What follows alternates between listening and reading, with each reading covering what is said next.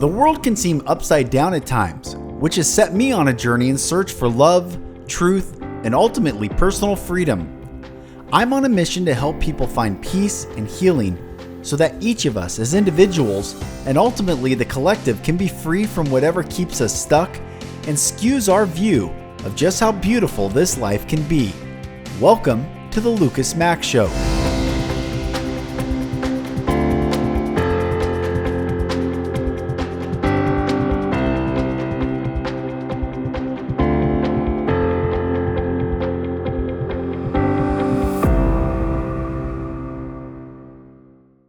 Hello, brothers and sisters, and welcome back to another episode of the Mack Show. I am Mack, and thank you for joining me on this journey. Happy 2025. So many amazing things are about to take place this year. It's already starting. The energy is shifting. The new earth is upon us. And all the old systems are trying very hard to continue to keep hold on humans and keep them shackled, but we are breaking free. And part of a beautiful soul who's helping us break free is Plano. And I have the absolute honor of bringing her on the podcast. I had the pleasure of being on her podcast. I've watched her show for a while now as she's interviewed incredible guests, people that I respect and listen to and love their content. And I had the honor of being on her show. And she has given me the honor as well of coming on to my show. Catherine has her Ph.D. She is brilliant. She comes from the corporate world, but also a very deep, original spiritual path that she has brought in transformation and healing. She's just a delight, and I love her, and I'm so glad she came on the episode. So without further delay, please enjoy this episode with Catherine Plano. Well, my brothers and sisters, like I shared in the intro, when I first had a conversation with Catherine, she absolutely blessed me beyond measure. And then I have the honor now to have you, my sweet sister and friend, on the podcast. Thanks for coming on. Oh, it's such an honor, Lucas, I should say, not Luke. I am more than honored to be on the show. I think when you and I connected, we were like, it was almost like two souls had come together and we got really deep in our conversation. So I can't wait to see what unfolds today. Oh, I am so excited to have you on. One of the things that I got asked this question last night, and I wanted to ask you, I've been so much in the corporate world, and then, I own my own agency for a creative agency and branding firm for 11 years, and then went into I've always been in the creative agency side. And now I'm working in this big global corporate company, but my heart and my calling is the personal work. And I know you've had this career change from being in the corporate world to doing the work now. And can you share like your journey of evolution of how you started to move into your true expression of yourself? Oh, I love that question. Lucas, it started off with being in the corporate world, working for almost, I think it's 30 years in the corporate world. Wow. And I say that because I'm still working in the corporate world, but it's very different. So I'm not in it, I'm working with them. And working in the corporate world, I think for me was, I wasn't happy. I was quite miserable, and I loved working with people. I loved seeing people really evolve and transform. And there was too much political stuff happening for me in the corporate world. There was so many roadblocks of what I could do, what I couldn't do.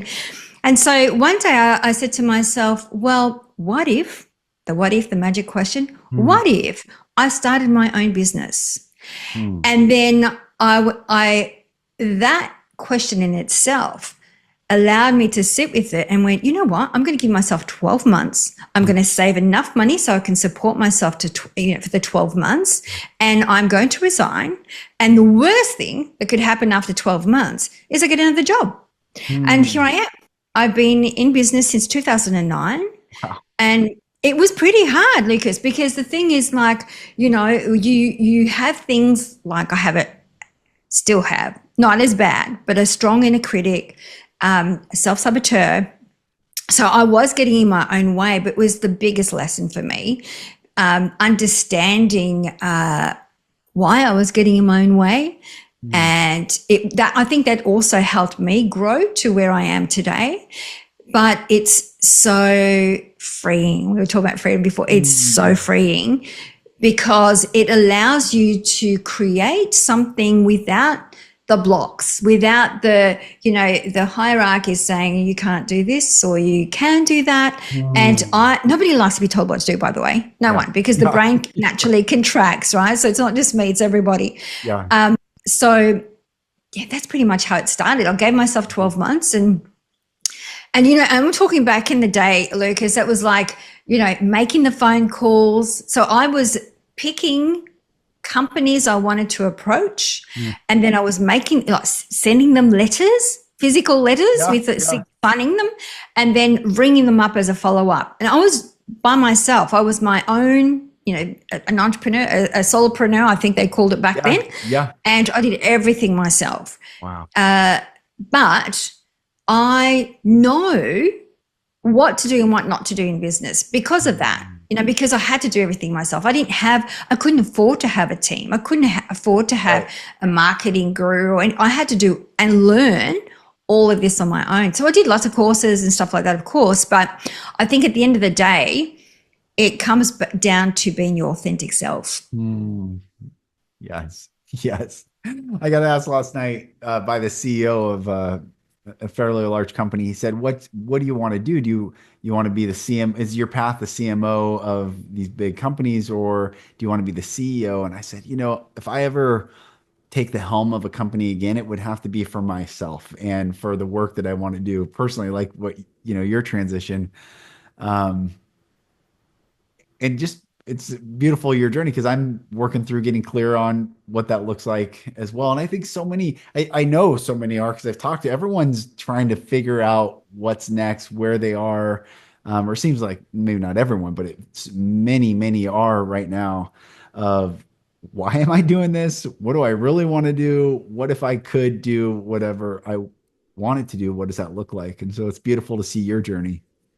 Yeah, and I work with a lot of CEOs and managing directors, and I think in the US it's a bit different. They're vice principals. It's a little bit different. The terminology of their roles. But there are a lot of individuals looking more into, and I think that was the whole COVID thing too, like spending time at home, spending time with their kids, allowed them to realize there was more to life than just work. But I have seen a lot of organizations take these CMOs, CFOs, COOs, CEOs as contractors. So there is that, for those that are listening or watching, there is that you could, and I've seen it, and I've helped others transition into a different role. So now companies are like, well, we don't want to lose you. What can we do to keep you? And then it's almost like they create a new role for this individual. And this happened just the other day. I was speaking to another lady who's quite high up in her company, and she goes, I want to do coaching and I love coaching. And I hope she doesn't mind me sharing the story, but I have not mentioning names. But the thing is, having that conversation with the company has allowed her to now work almost the two roles. They're creating a role for her that's not even, wasn't even, in their vision until they had the conversation. Amazing. And she was able to really map out why it was important for her to be a coach for this organization, because she's an accredited coach. And so you can make it happen for yourself.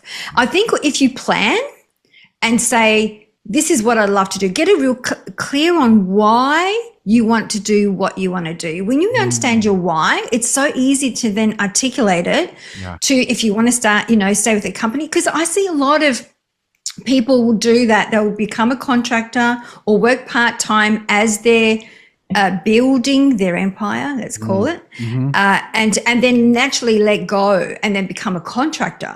So there's so many options. I don't think you can do the two. That doesn't work. Energetically, that doesn't work. I've seen it over and over, and I even tried it myself. I tried to start something while I was working full time. It doesn't work. It does not work because it's almost like, what are you telling the universe? Yeah. right? Yes. What are you saying? You're saying that I don't back myself, I don't trust myself to completely let go of this, to Hmm. start this. And so it's not going to ever really, really unfold until you say, I've got this. I trust myself, Yeah. and I know that universe will back me once I back me. And the Amazing. moment I let go, it took some time. Like the first 12 months, it wasn't easy. Right. But if you're prepared to work through it and have the courage to back yourself, which isn't always easy when you've Right. got the inner critic going, what are you doing? No one's going to buy off you. No Right. one wants to talk to you. Yeah. But yeah, I think understand your why. Hmm. Why is it that you do what you do or what you want to do? Beautiful. Beautiful.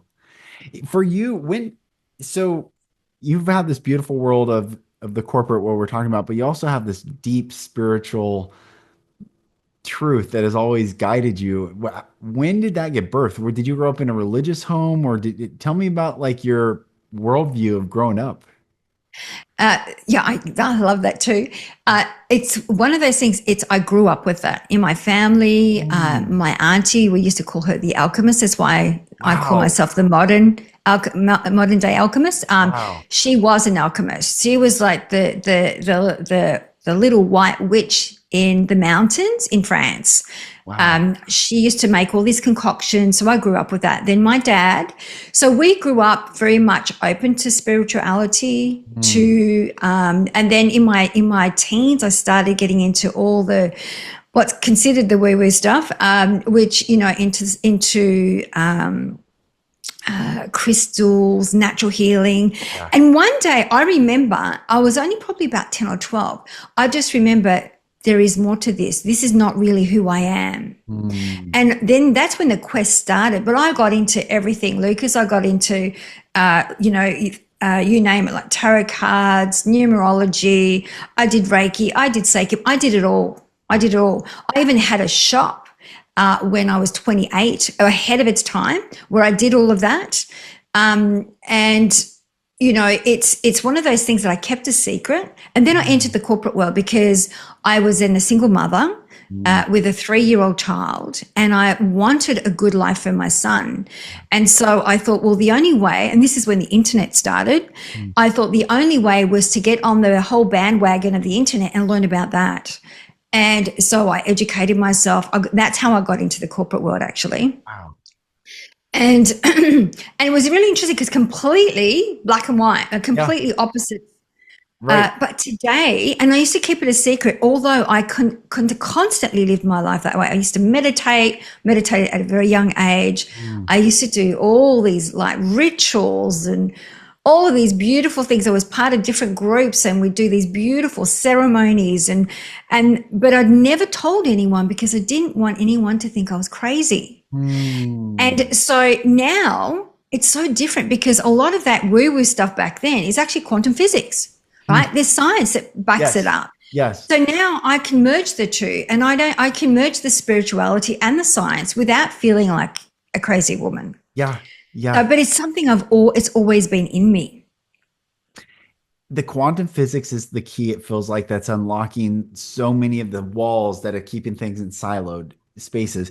And for me, my so I grew up in Christianity in a very fundamentalist, hardcore Christianity, and I have Catholic, real staunch Orthodox Catholic side on my dad's side, and then this evangelical and Jewish side on my mom's side. So I was surrounded by, and that was the primary. Before family, it was religion. Before the name of our family, before anything, it was religion. Religion was primary of all things in my existence. And I was so confused. And so I saw, though, very powerful things manifest. I've seen people in the Christian world what I call deliverance of whatever, what if they call it demonic possession or unclean spirits, all these things. And I was trying to reconcile that as I left that world. And really what I see it to be now is the quantum physics world. If the subconscious, if we say that it is this and we look at this, it will come out. And the subconscious will probably, or does, produce what's needed in that context with this group of people, but it's all really the same thing that we are creating an experience for ourselves. And so anyway, the double slit experiment, when I first heard that and saw that and watched it, and I watched the video over and the explanation over and over again, I was like, this is incredible. We all call it different things. We're playing these different games, but ultimately the rules are the same. What you observe becomes real.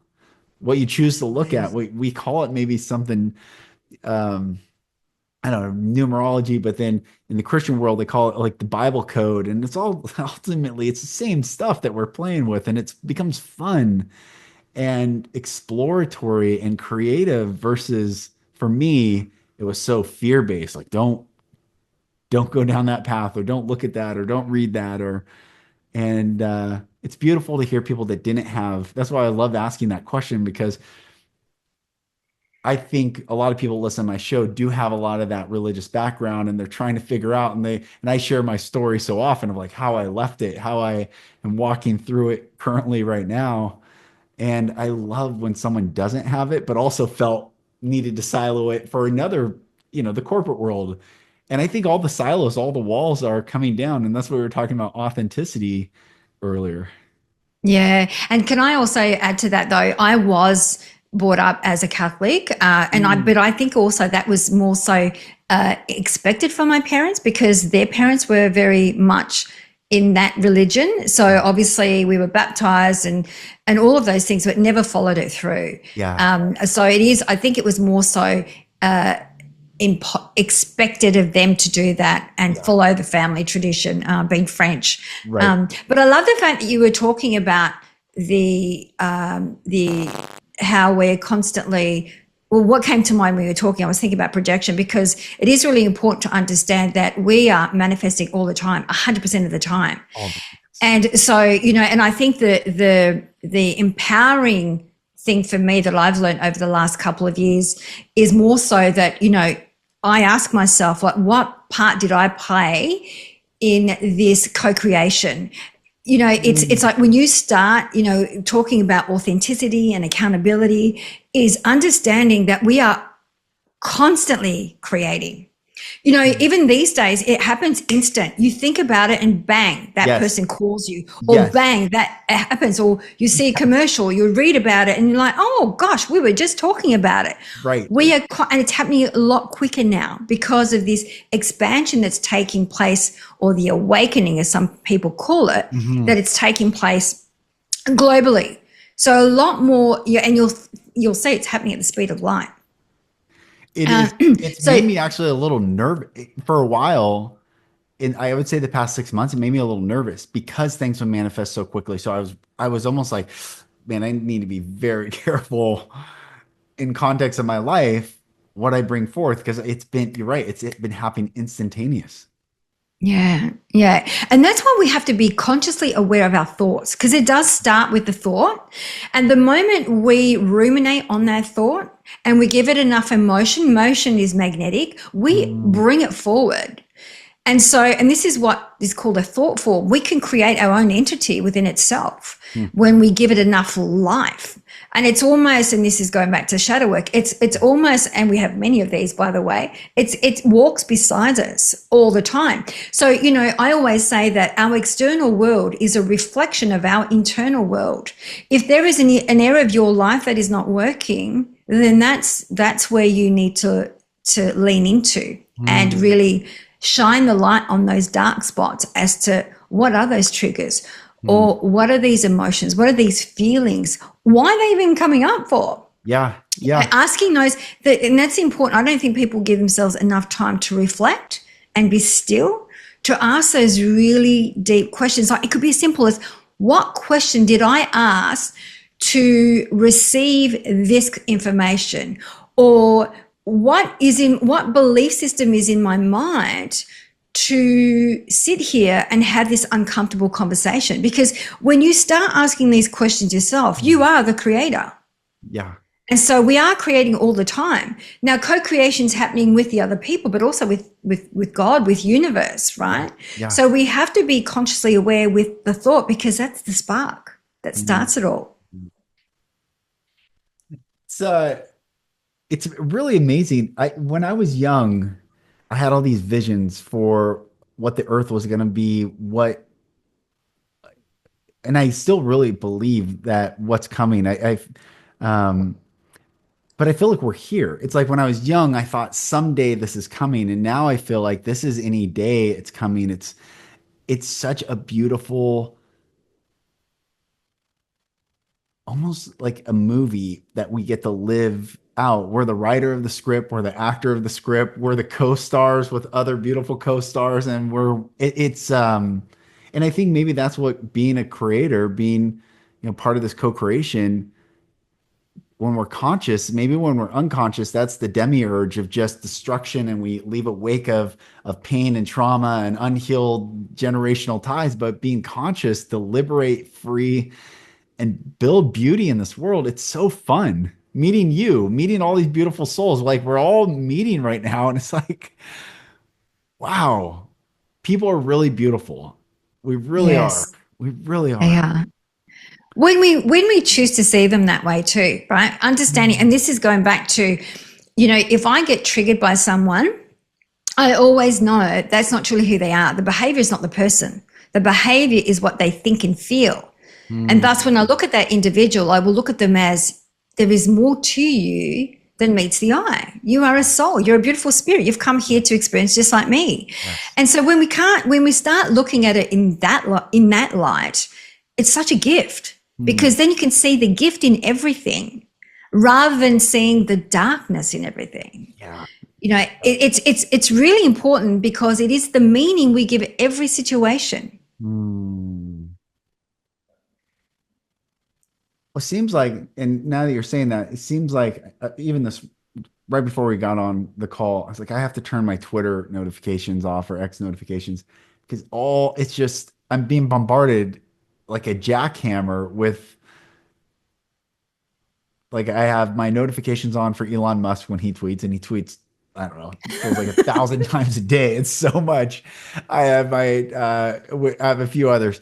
And it's projecting a dark reality right now, or that's my experience of it. And that's not the truth. When I go outside and I look at the blades of grass, when I see the trees, when I feel the wind, when I hear birds, like everything is good and beautiful and right. It's Yeah. just when I get co-opted sometimes into this digital mayhem that projects a real dark reality, a fear-based reality, sometimes we get lost in that. Absolutely. I say, and I please forgive me for those that are listening to this. I don't mean this in a terrible way, but I do think social media is the black hole. I do call it the black hole. I've always said that. Although I go in there every now and then to, respond to any messages. I have somebody else that does my social media, because it takes you away from you. So it's quite disempowering. And I was having this conversation with my son, because he's into Twitter big time, Elon Musk, exactly. Yeah. And I said to him that you are co-creating with the collective on this narrative. And so collectively, you are adding to the story, and you're making it bigger than what it really is. Mm. And Yeah. so, and this is where, and it's taking you outside of you. So you can only be conscious and create when you're within yourself. And that's really why it's really important to be, I always say, like, even place your hand over your heart. To be in you is where the magic happens. When you are pulled out of you because of Twitter, because of Instagram, Facebook, whatever, there's a Rumble, there's so many. Sure. Yeah. You're actually being distracted. You're being distracted from what you've come here to do, which is create. Remember, we are all the creator. Yeah. And so this is when I say co-creating, we are co-creating with Elon Musk to make this all happening. Right, Or we're co-creating with Trump, or we're co-creating with whoever to create these narratives.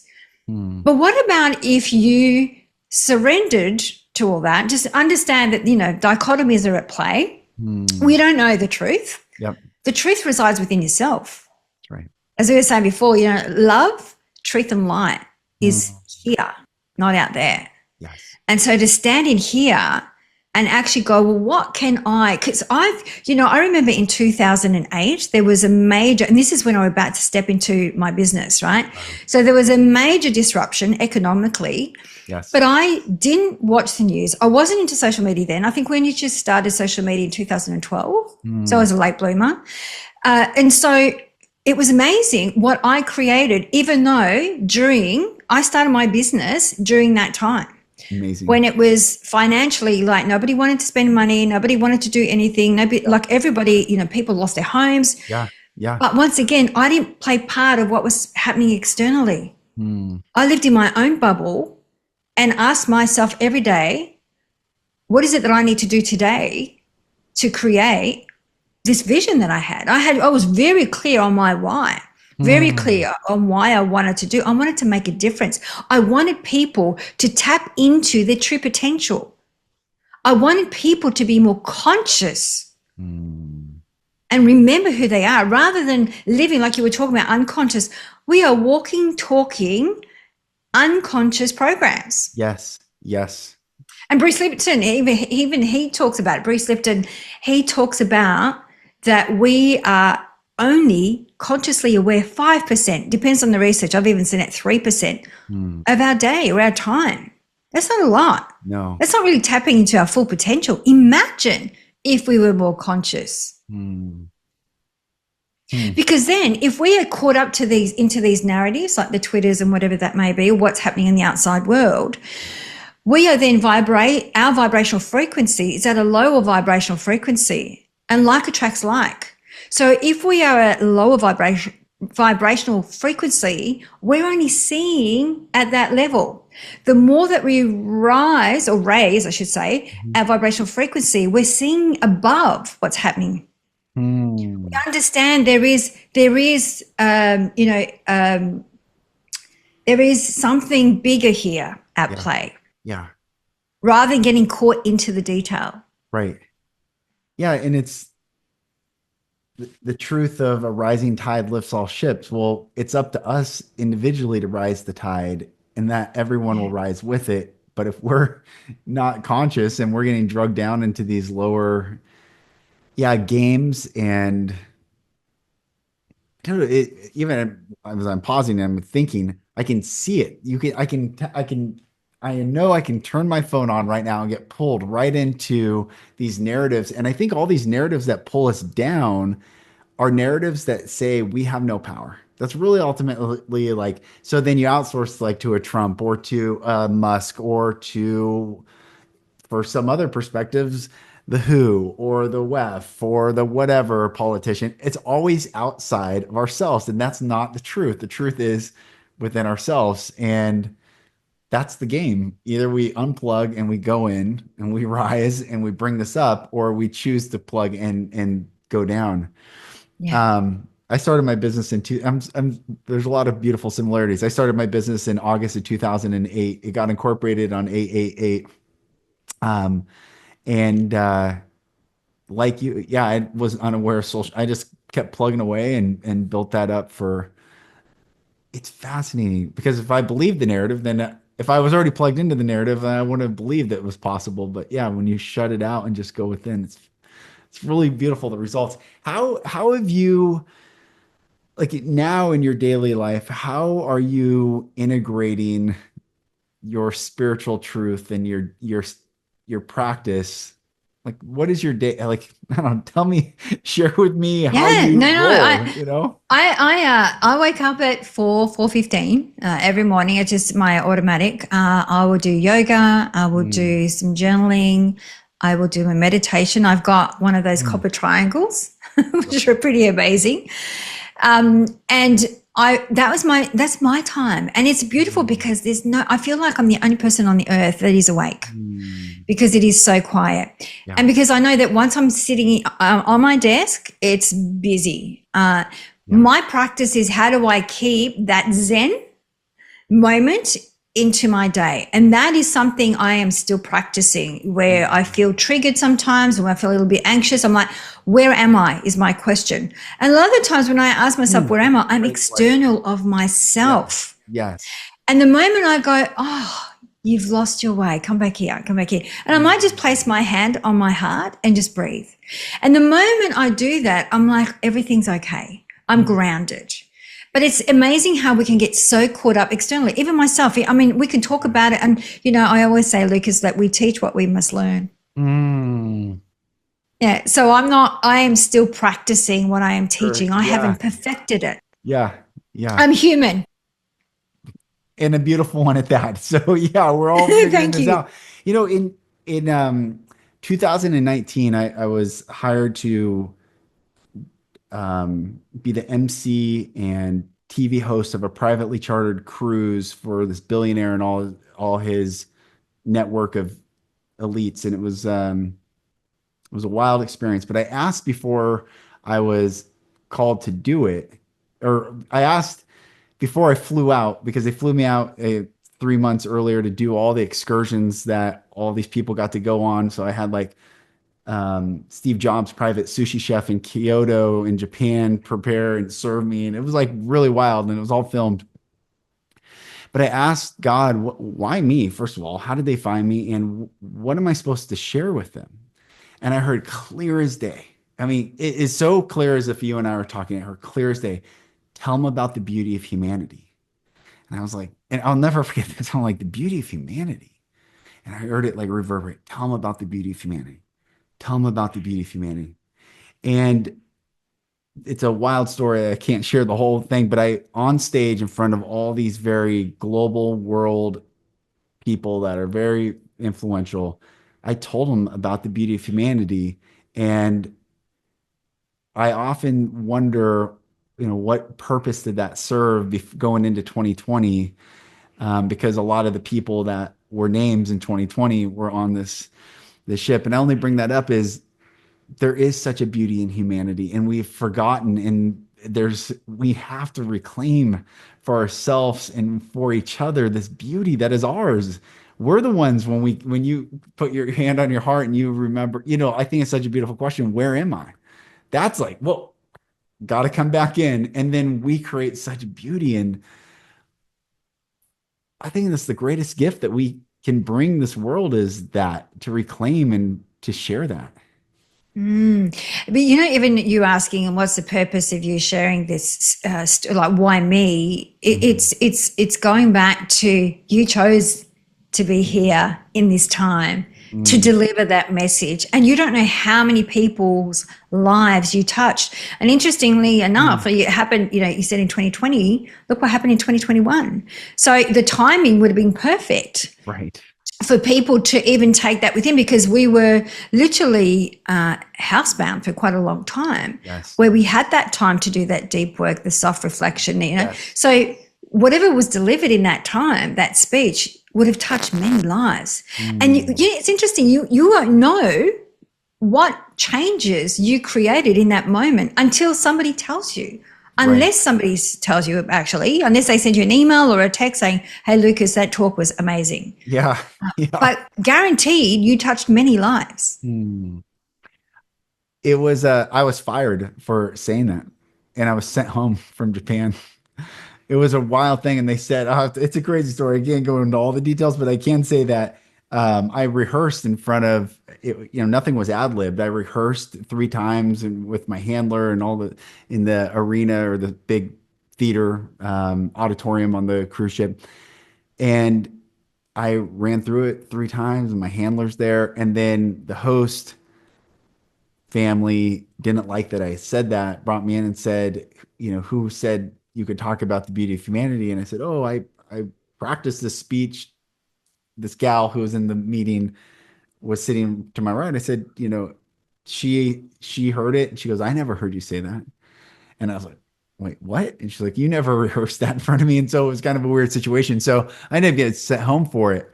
Uh, and I don't talk about that often, but I'm sharing it now just because it's for whatever reason I need to share it now. And it did. I wonder often like what happened with that and why. It, I can tell you why. Hmm. Because it wasn't about you. It No. wasn't about the speech. It was about them. Hmm. it was about this gentleman or this lady that got triggered. Mm-hmm. Mm-hmm. So it's when you have a reaction like that to something that came from the heart, Yeah. that's something you delivered authentically from truth and love. Yeah. Sometimes when things like that happen, we go, well, why did that happen to me? It's not about you, right? Right. Remember, right. we are constantly projecting.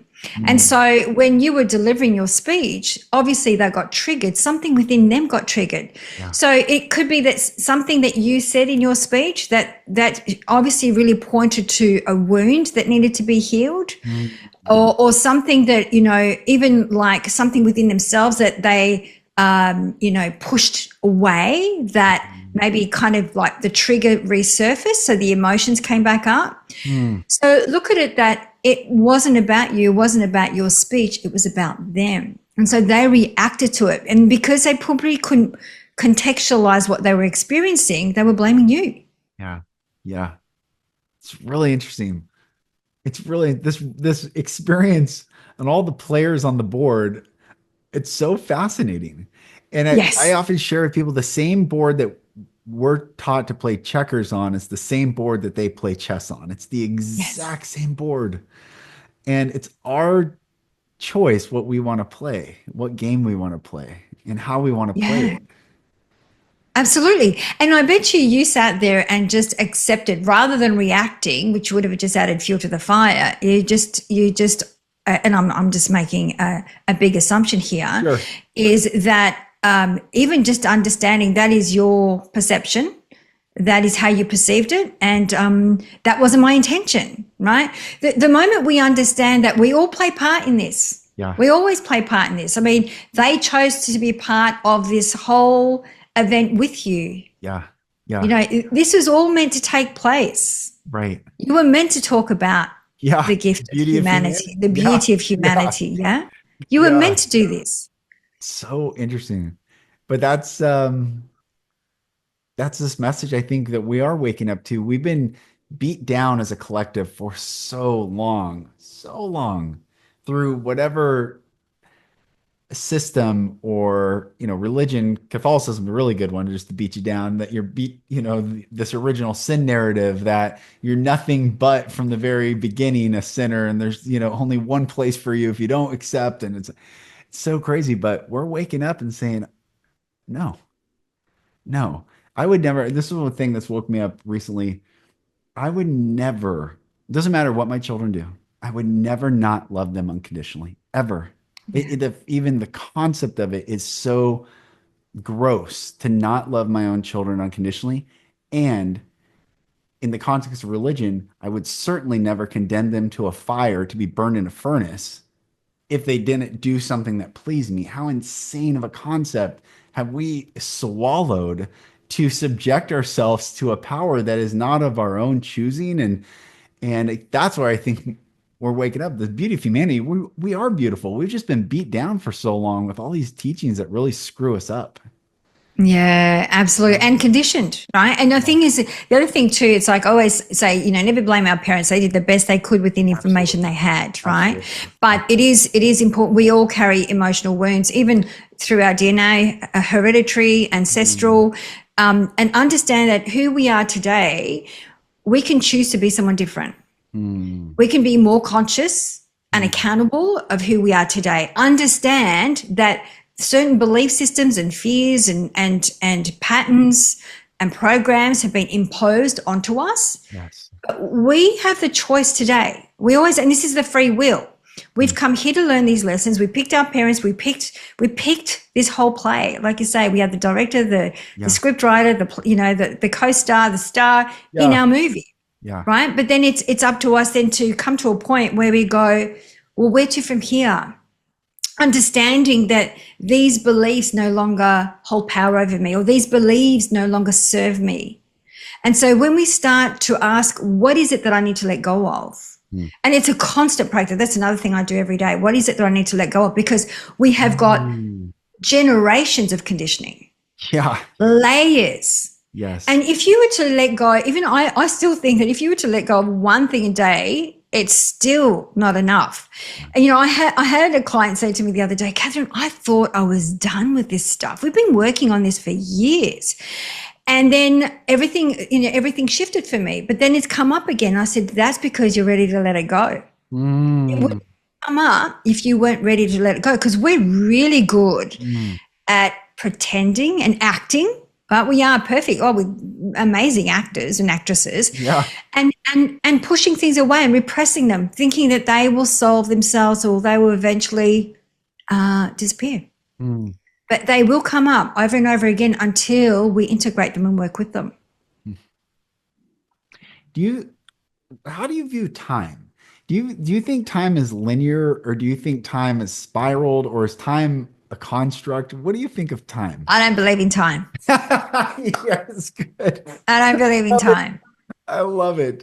Yeah, I don't believe in time. Yeah, it's interesting. I've sat with this for years, Lucas, so I can't believe you've asked me this question. I don't believe in time because you think about, even in the now moment, changes every second. There is no time. It's constantly moving.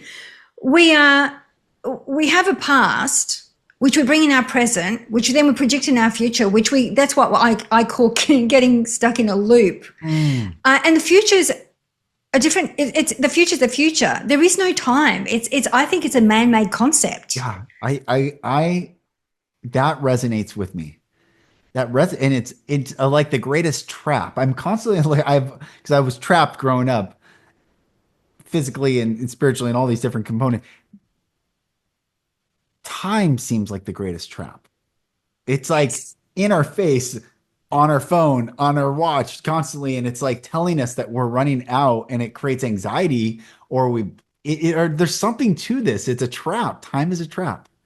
It is. It is. I used to say I think it was in 2000, and I think it was 19 or 20, I just saw an increase of burnout. It was on the rise with everyone I was working with, all the executives and all. I was like, what is going on? And then I went, okay, busy is the new stupid. People were so busy all the time, but it was a thing. It made them feel important. It made them feel empowered. I'm busy today. I've got so much on. What happens is when we're too busy, the more that I know for myself, the more that I have on, I drop the ball somewhere. The more that I'm present in the now moment, knowing it's still constantly moving, I am more creative in this space than when I'm externally thinking about where to next. And we do that as entrepreneurs, as business owners, which, I mean, isn't it interesting? I'm having a strategy day on Thursday, mapping out 2025 as I'm speaking about this, right? Yeah. I mean, the paradox in that, look at that. Sure. But yes, I think you need to have a plan. Yes. In business. I think we have to know where to go and have, like, we're all heading in the same direction. It's like when you go on a holiday. You don't, if I go on a European holiday, I would say, I'm going to go here for a couple of days. I'm going to do France for a couple of days, Italy and Spain. I would map it out. Now, in that moment, then I can decide what I'm going to do when I'm there. But we need to have some sort of map, I think. Yes. Anyway, for me, that's how I work. But from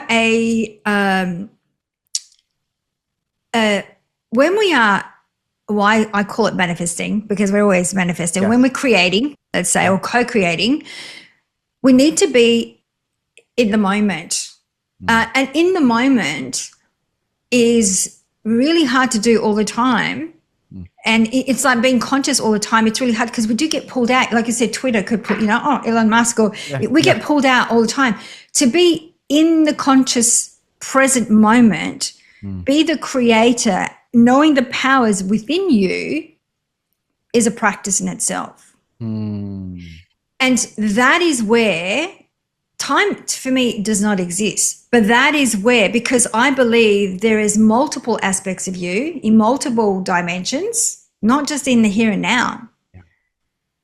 And so understanding, sometimes I could even sit in the present moment and ask my greater mind, where to from here?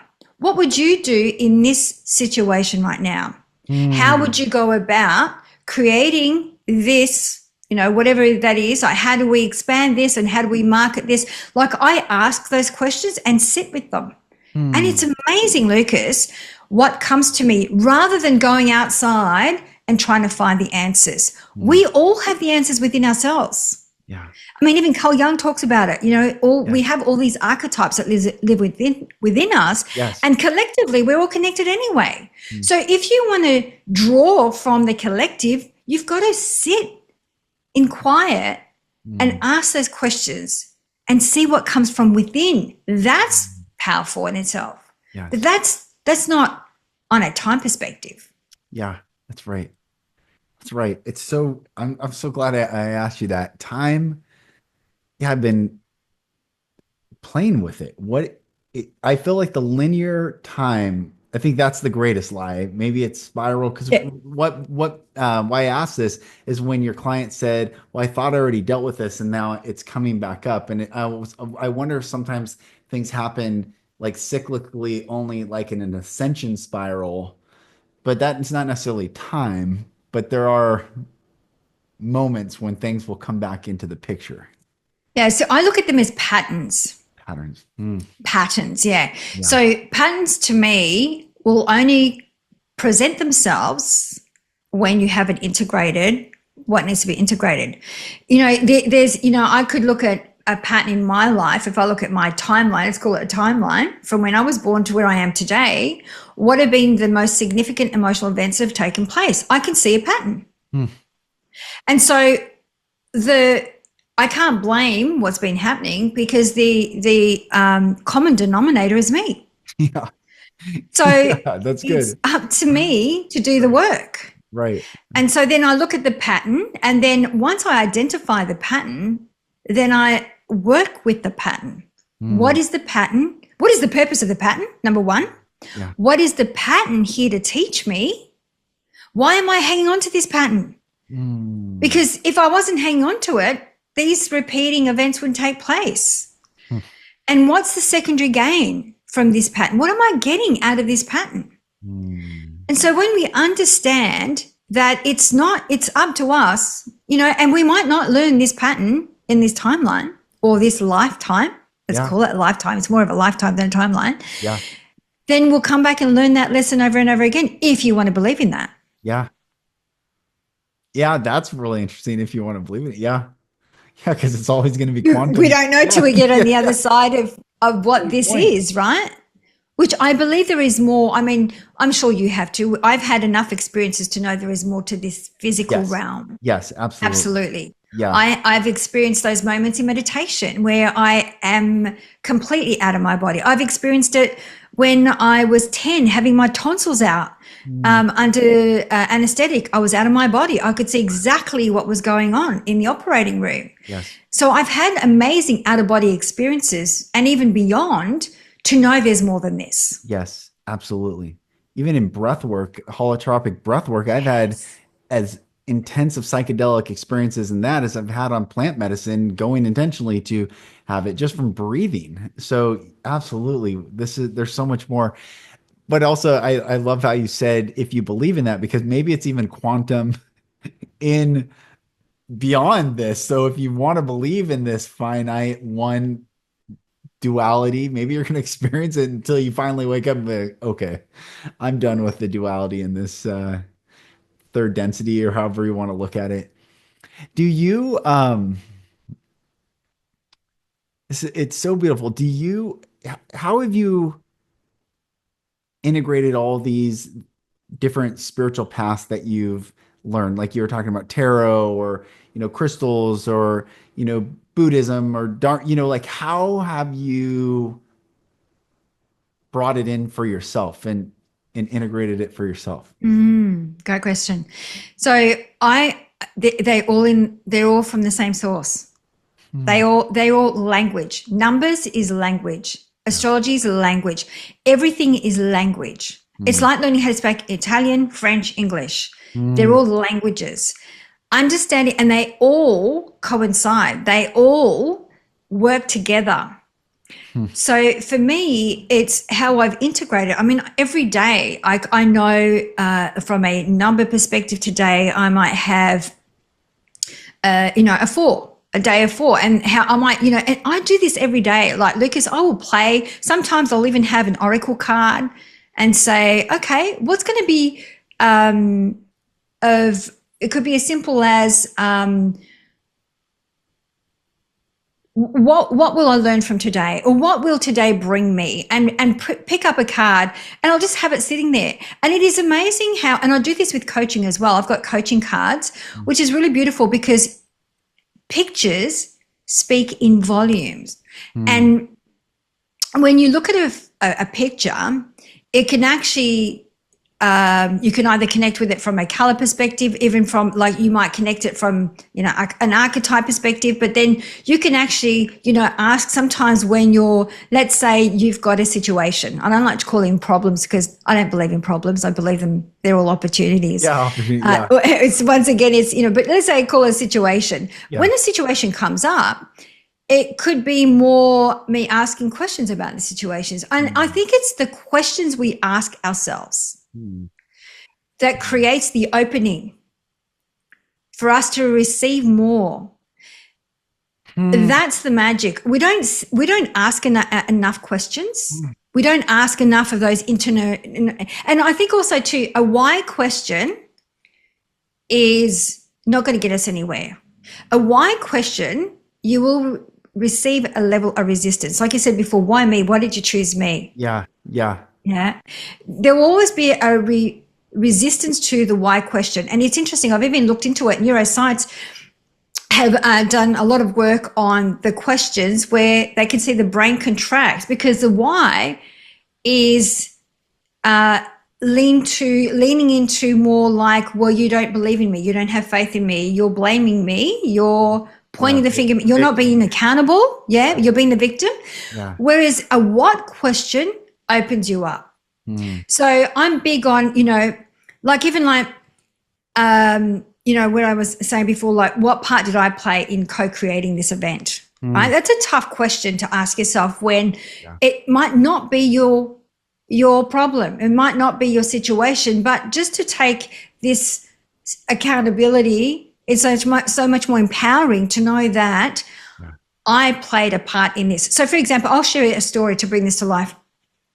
We were working on a project with our company, with another company, and it was only meant to take a couple of months. It took 12 months, Lucas. And it was both of the groups. You could see we were at we were up to here with it all, right? And including me. And then I decided to be the observer of what was taking place. And I went, hang on a minute, you know what we're doing here? We're just focusing on all the things that are going wrong. So the fact that we're all focusing on the things that are going wrong, we're adding to the wrongness of the project. Right. And we're making it grow even more so. So we're adding to this narrative, and we're not going to get out of this alive. So we all need to change our mindset. The moment we started looking at what was right, all the things that were right in the project finished within a few months. Wow. So this is the power that we have. So when you're talking about integrating numbers and astrology, I think you know, talking about it. Even astrology in itself, it's just a cosmic forecast. It's like, when it's raining, are you going to go outside for a picnic? Probably not. Right. So I use it in that way. When numbers come up, to me, that's a language. When I see triple ones, I'm like, oh, Catherine, what's your thinking? It's asking you to what's your thoughts. Or, if I see like triple threes, I'll go, oh, okay, it's asking you to tap into your creative aspect here. Be more creative here. Maybe use your right brain a little bit more than your left brain. So sometimes I look at things around me that are always speaking to me if I'm not in this vehicle, in within myself. Am I being outside or inside? Amazing. And so I look at those things, and that's how I integrate them into everything that I do. So good. It's so good. And just even being able to do that, you're the observer. You have to be the observer. Yes. You have to be aware.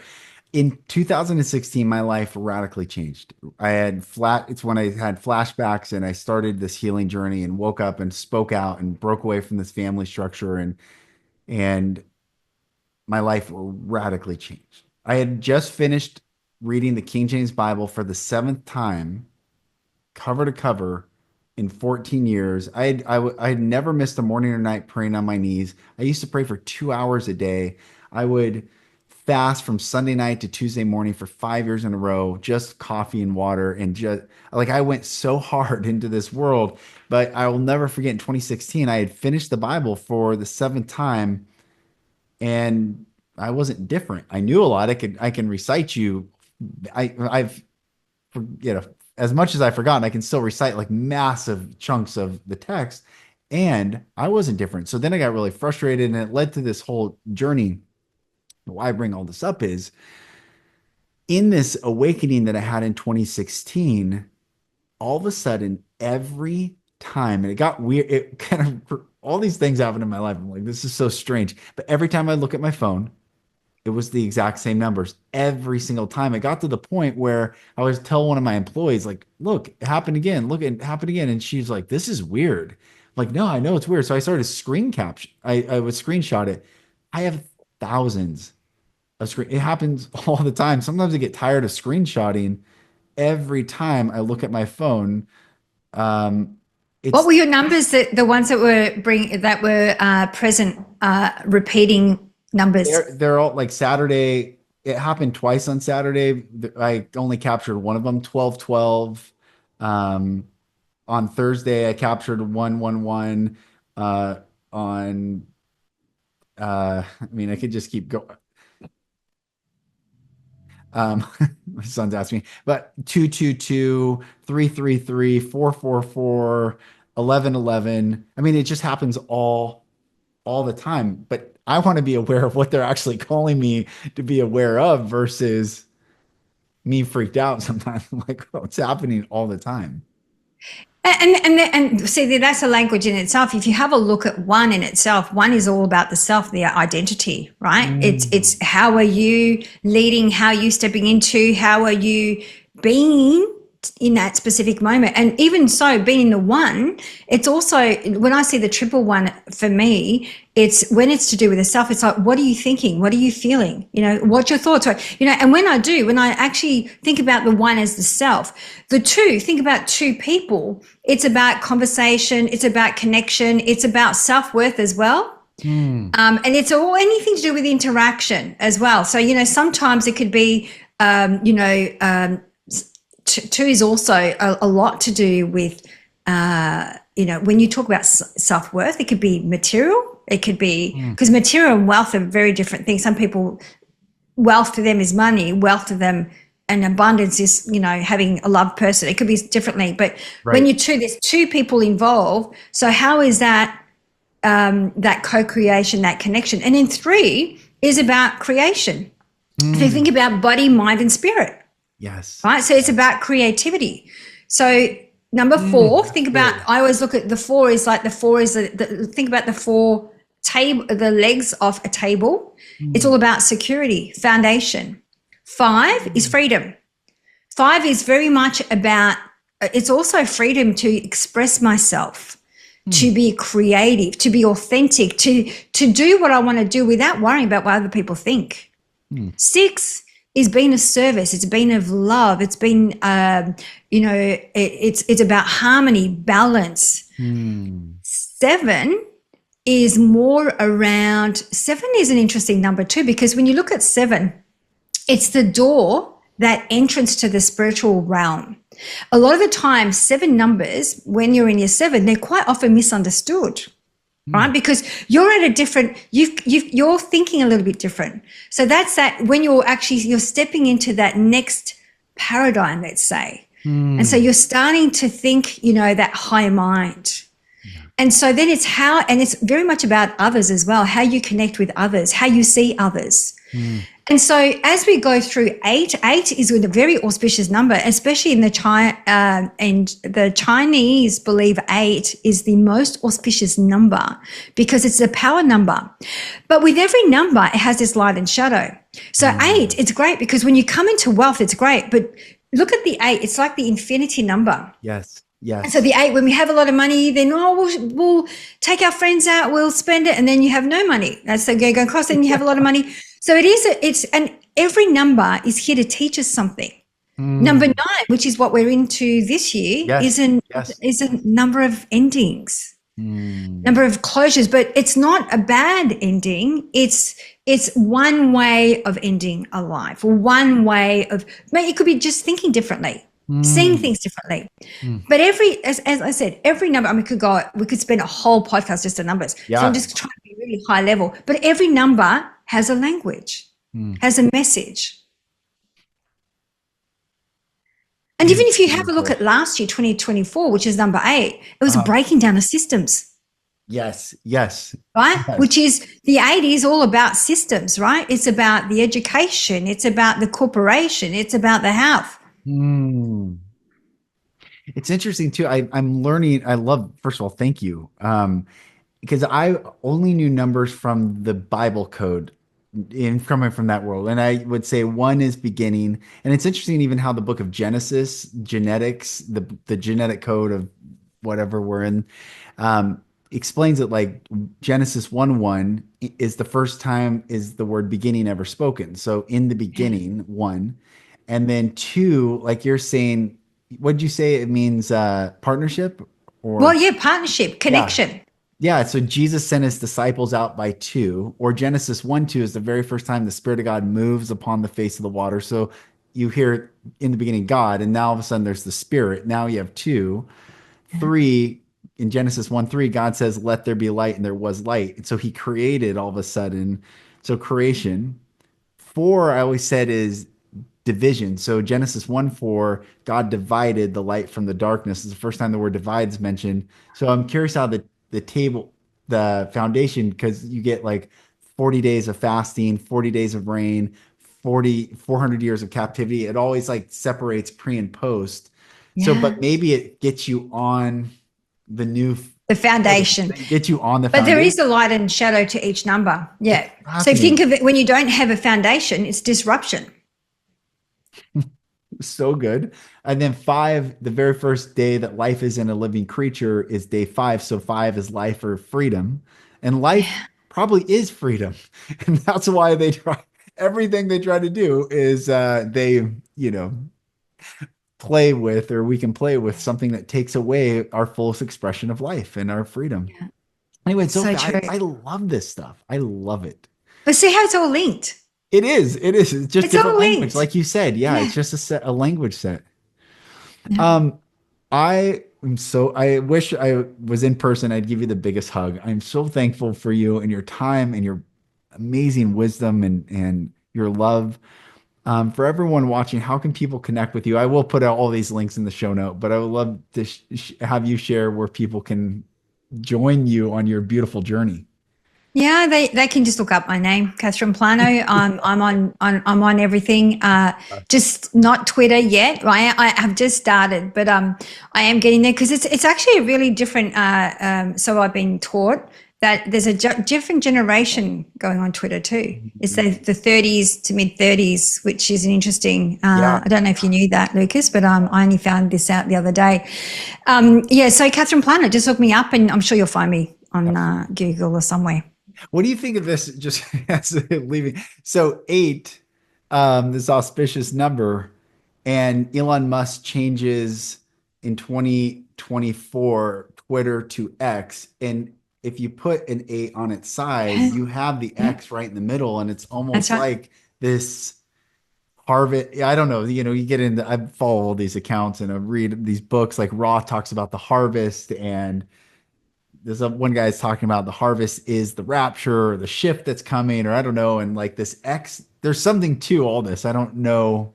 I don't know. Do you have any, does anything Yeah. resonate with you on this stuff? Or have you looked in I would anything? have to work out what number is X. Normally, I'd have to write it down, but there is a number Mm. associated with X. I could find out for you It's actually. 24. X is actually the 24. 24th number of the alphabet.